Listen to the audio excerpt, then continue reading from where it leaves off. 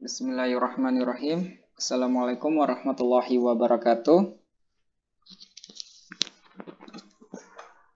Kepada yang terhormat, dosen pembimbing Bu Usnawati Yahya, SSI MSc, selaku memegang MK Sumber Daya Air,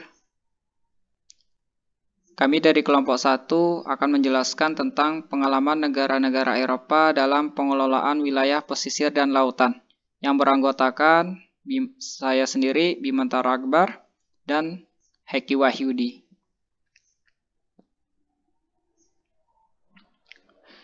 Definisi dan konsep dasar.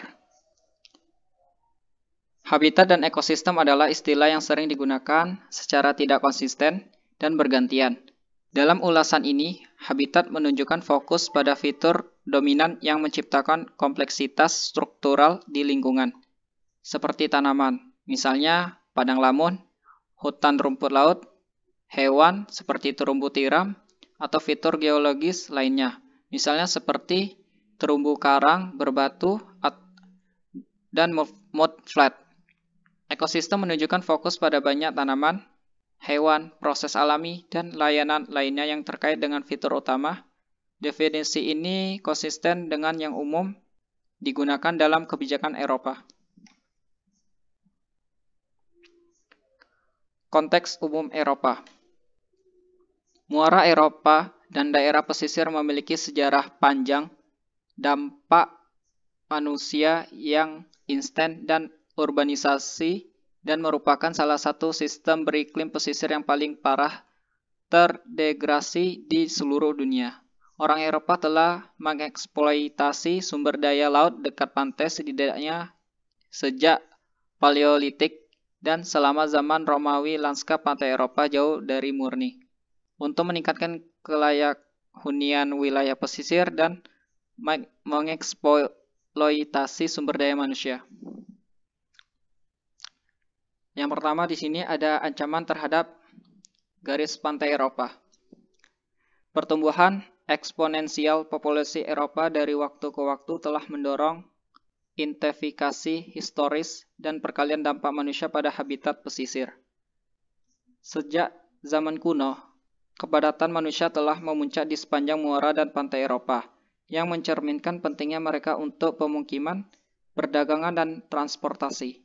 Banyak ibu kota Eropa berada di atau dekat dengan pantai, dan secara keseluruhan ada 280 kota pesisir dengan populasi di atas 50.000. Kemudian yang kedua, kebijakan pesisir Uni Eropa dan perjanjian transnasional. Uni Eropa telah terlibat dalam upaya untuk melindungi warisan alam Eropa selama 30 tahun terakhir di tingkat internasional.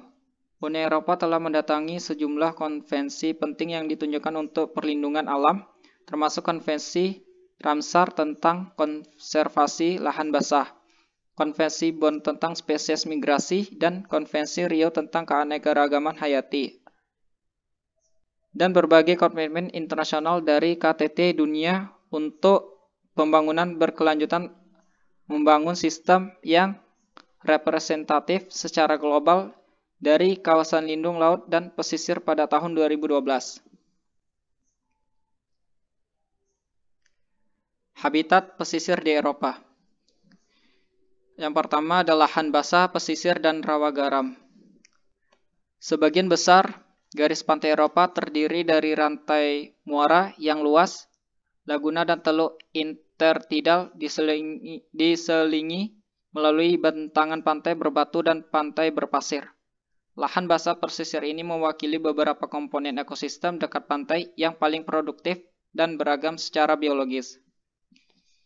Selanjutnya ada padang lamun. Lamun adalah tanaman laut rhizomatous kolonal yang membentuk beberapa ekosistem pesisir yang paling berharga dan produktif di biosfer. Mereka menyediakan makanan dan habitat untuk berbagai biota dan memainkan peran mendasar dalam siklus karbon dan nutrisi, kontrol kualitas air, dan dinamika sedimen. Lamun dapat menjajah berbagai habitat pesisir dari muara ke laut, subtidal ke intertidal, sedimen hingga berbatu. Selanjutnya di sini akan dijelaskan oleh teman saya. Baik, di sini saya akan melanjutkan penjelasan dari Bimantara. Tempat tidur mikroalga. Untuk tujuan ulasan ini, tempat tidur mikroalga mengacu pada rumput laut, Phycoides dan mikroalga coklat dan merah kompleks lainnya yang tegak yang menghasilkan habitat biogenetik yang relatif besar. Tempat tidur bioalga berbentuk ekosistem pesisir beriklim sedang yang beragam dan produktif dan berharga. Mereka tersebar luas di substrata keras dangkal di seluruh Eropa, termasuk batu, batu besar, jalan batu, dan struktur batu-batuan manusia dari intertidal hingga kedalaman lebih dari 30 meter. Liar dan Potlus adalah general utama di sepanjang pantai barat Laut Eropa. Sedangkan Terial dan Sargassum adalah general utama di Laut Mediterania. Selanjutnya, tempat terumbu biogenetik atau terumbu tiram. Tiram pipih asli Eropa atau Ostera eodis adalah Mollucusa sessilis filter dan filtering bilve yang dulunya sangat berlimpah di seluruh jajaran. Hal ini terkait dengan muara yang sangat produktif dan habitat air pantai dangkal dengan sedimen mulai dari lumpur hingga kerikil. Distribusi alami nol. Eudulis adalah di sepanjang pantai Atlantik Eropa dan Nigeria ke Maroko dan melintasi pantai Mediterania dan Laut Hitam. Kelimpahan mereka menurun secara drastis selama abad ke-9, ke-19 dan ke-20 dan tempat tidur asli liar dianggap langka di Eropa pada tahun 1950-an. Sisa-sisa tempat tidur tiram asli liar masih terjadi di berbagai daerah, termasuk Sungai Flat yang berbatasan dengan muara Thames, Soleret, dan Sungai Flan, pantai barat Skotlandia dan Irlandia.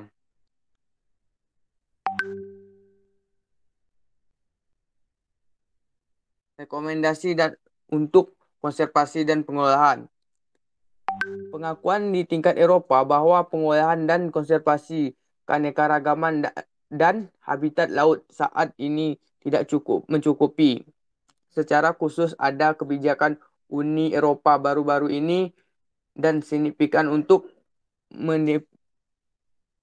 mengidentifikasi habitat pesisir dan laut Eropa dan untuk mengembangkan jaringan MPA di sekitar mereka. Upaya ini terinspirasi oleh komitmen internasional yang dikembangkan sebagai bagian dari ROCBD dan World Summit for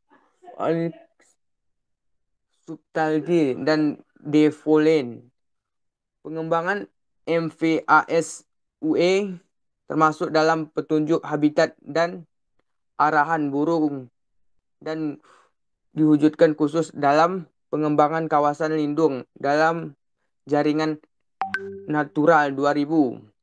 Ada juga inisiatif regional atau misalnya OPSPAR dan nasional lainnya dengan tujuan serupa untuk melindungi habitat dan spesies yang terancam punah.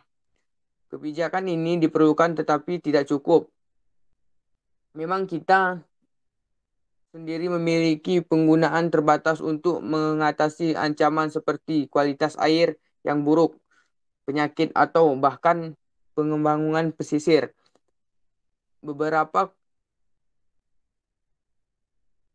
kebutuhan yang peluang utamanya untuk meningkatkan konservasi dan pengolahan habitat pesisir dan laut secara keseluruhan di Eropa. Kesimpulan, Eropa telah memilih puluhan tahun.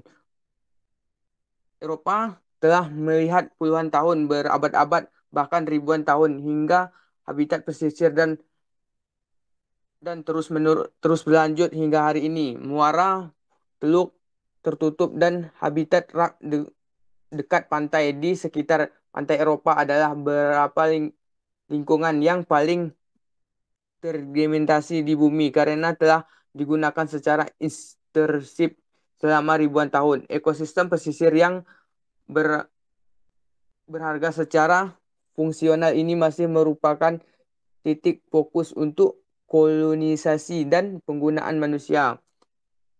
Sebelum semua layanan dari ekosistem ini hilang, upaya harus digandakan untuk melindungi habitat yang tersisa, memperlambat dan menghentikan kerugian di masa depan, dan memulihkan beberapa habitat ini. Upaya baru-baru ini menunjukkan penggunaan sumber daya pesisir yang lebih berkelanjutan ini belum membalikan tren.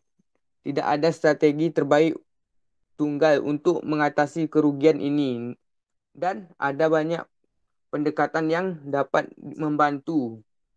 Banyak dari ini adalah rekomendasi akal sehat yang umumnya dalam kebijakan ini dan di antara negara-negara, tetapi memajukan ke arah mereka lambat dengan beberapa pengecualian.